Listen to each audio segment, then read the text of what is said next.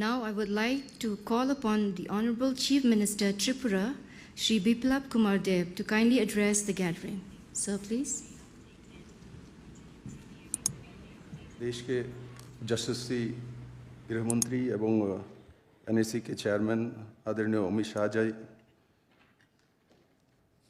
आदरणीय donor minister और उपाध्यक्ष एनएसी डॉक्टर जितेंद्र सिंह जी, मंच पर उपस्थित सभी महानुभाव, यहाँ उपस्थित सभी राज्यपालगण, मुख्यमंत्रीगण और सीनियर ऑफिशियल्स, मैं पहले बधाई दूंगा जो कि आज के नेताजी सुभाष चंद्र जी के जन्मदिन में शुभ अवसर पर हम लोग इसमें एकत्रित हुए हैं। माननीय गृहमंत्री जी पहली बार यहाँ आए हैं, साथ साथ मुझे लगता है, जहाँ तक मुझे याद है, एक साथ एक ही समय नॉर्थ ईस्ट के 2 राज्य में माननीय प्रधानमंत्री जी और माननीय गृहमंत्री जी एक साथ आए, ऐसा भी मुझे लगता है पिछले 20 साल में तो याद नहीं है ऐसा हुआ है नॉर्थ ईस्ट के साथ। मैं आप दोनों को बहुत बहुत बधाई देता हूँ। माननीय गृहमंत्री जी, आपको बहुत खुशी होगी जो ब्रू रियांग को बसाने की जो प्रक्रिया है आज ही के दिन से त्रिपुरा में एक पोर्शन में शुरू हो गई, आज के दिन से, और 4 जगह के हमको एनएसी मिल चुकी है और 9 को अगले मंडे को मिल जाएगी, सोमवार को। तो ये हम लोग टेंडर करके पहले ही रख दिया था, जिस कारण से आज ही से ये शुभ काम शुरू कर दी गई है। और साथ ही साथ अपने ईज ऑफ डूइंग बिजनेस की बात की, अगले एक हफ्ता के अंदर ईज ऑफ डूइंग के बिजनेस में त्रिपुरा अपना जितने भी पैरामीटर वो कर लेगी। हमने 60 जो सर्विसेज है ऑनलाइन करना और 16 डिपार्टमेंट को ऑनलाइन करना, ये लगभग पूरी हो गई है। अगले एक हफ्ता के अंदर हम ईज ऑफ डूइंग बिजनेस में आ जाएंगे। और साथ ही साथ केंद्र सरकार ने जो बोरोइंग कैपेसिटी बढ़ाने के लिए 2% का जो 4 पैरामीटर दिया था, वो भी त्रिपुरा अगले एक हफ्ते के अंदर कर ली जाएगी। साथ ही साथ मैं आपको ये बताना भी चाहता हूँ, जो त्रिपुरा में जो 2017-18 में 1,444 पर कैपिटा इनकम था, 2 साल के सरकार आने के बाद ये 1,23,636 हुआ, माने 23% ग्रोथ हुई है। और साथ ही साथ हमारा एग्रीकल्चरल जो ग्रोथ है 2017 में वो 6.4% थी, वो 13.77% हो चुकी है। और हमने केंद्र सरकार की जो योजनाएं है ईपीडीएस सिस्टम में भारत के 3 राज्यों में से त्रिपुरा एक पहला राज्य है जिन्होंने ईपीडीएस सिस्टम, राशनिंग सिस्टम को 100% कर ली गई है। सौभाग्य योजना के माध्यम से इलेक्ट्रिफिकेशन 100% कर ली गई है। आधार कार्ड 100% कर ली गई, जनधन अकाउंट सभी फैमिली का 100% कर ली गई है। एनसीईआरटी के सिलेबस त्रिपुरा में ओनली 3 मंथ्स में 100% कर ली गई है। त्रिपुरा में 9th क्लास में उठने वाले सभी बच्चियों को बाइसिकल देने का 100% काम किया है। सोशल पेंशन हमने जहां पुराने गवर्नमेंट के समय 200, 300 और 700 रहती है, और सभी 4 लाख बेनिफिशियरीज को एक साथ 1,000 रुपये का 100% कर ली गई है। आयुष्मान भारत का 86.56% कर ली गई है। ओडीएफ 100% कर ली गई है। ओडीएफ प्लस में भी हम लोग काम कर रहे हैं। प्रधानमंत्री आवास योजना में अर्बन एवं रूरल 100% सेंक्शन कर ली गई है। सॉलिड वेस्ट कलेक्शन में त्रिपुरा 90% कर चुके, वन नेशन वन कार्ड में 100% कर चुके, उज्ज्वला योजना 96% कर चुके।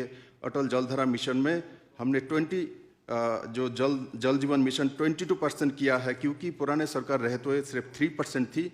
तो इसका ग्रोथ रेट देखें तो नेशनल लेवल में 16% ग्रोथ हुआ और हमारे यहाँ 19% ग्रोथ हुआ।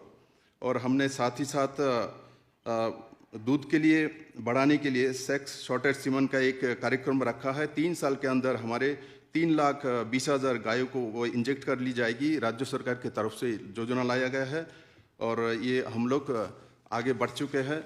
और साथ ही साथ कुछ विषय मैं आपके समक्ष में उठाना चाहता हूँ। एक तो सेंट्रल गवर्नमेंट के जो डिपार्टमेंट है, जो एलोकेशन 10% एनएसी के नॉर्थ ईस्ट के राज्यों के लिए करना था, तो उसमें 3% तक होती है, उसको 10% पूरा हो जाए तो नॉर्थ ईस्ट के लिए अच्छा होगा। नीति फोरम का जो 2nd मीटिंग हुई थी 2018 में, तो कुछ डिसीजन लिया गया है। T sector, bamboo sector, dairy sector और फिशरी सेक्टर में काम करेंगे। त्रिपुरा सरकार ने इसके ऊपर स्कीम भेजा है, किंतु इसके ऊपर अभी तक कोई कार्रवाई नहीं हुई है। साथ ही साथ एयर कनेक्टिविटी के लिए माननीय गृह मंत्री जी ने पिछले बैठक में उठाया था, जो टूरिज्म के नाते सबको जोड़ना है।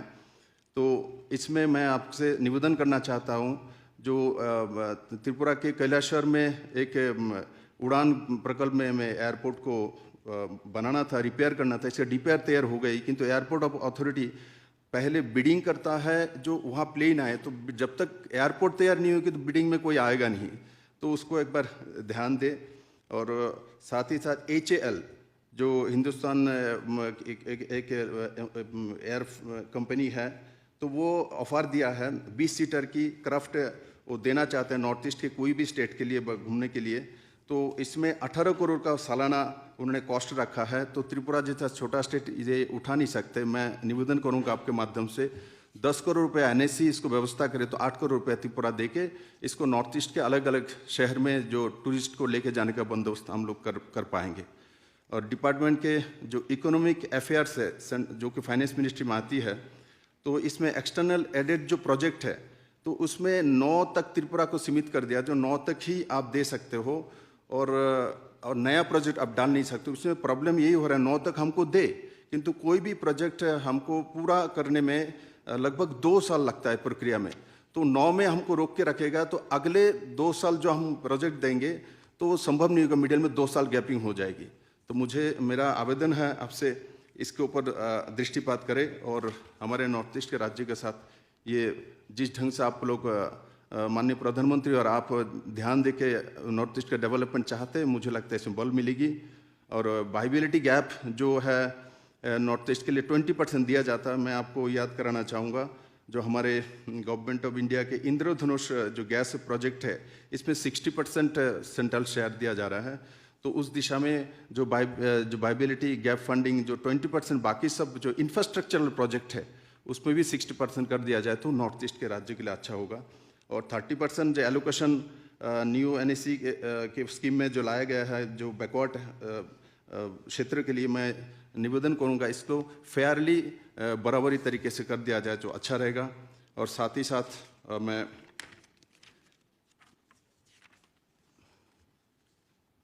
माननीय गृह मंत्री जी ने अभी भाषण में उठाया था जो बाहर से इन्वेस्टमेंट करना, और मैं माननीय प्रधानमंत्री जी को आपके माध्यम से और पीयूष गोयल जी को भी धन्यवाद देना चाहूँगा, क्योंकि आत्मा जो कि टायर बनाने के जो कंपनीज है, ये 1100 करोड़ रुपया का इन्वेस्टमेंट नॉर्थ ईस्ट में करेगी। इसमें 50,000 हेक्टेयर का रबर के लिए इन्वेस्टमेंट त्रिपुरा में भी होगी।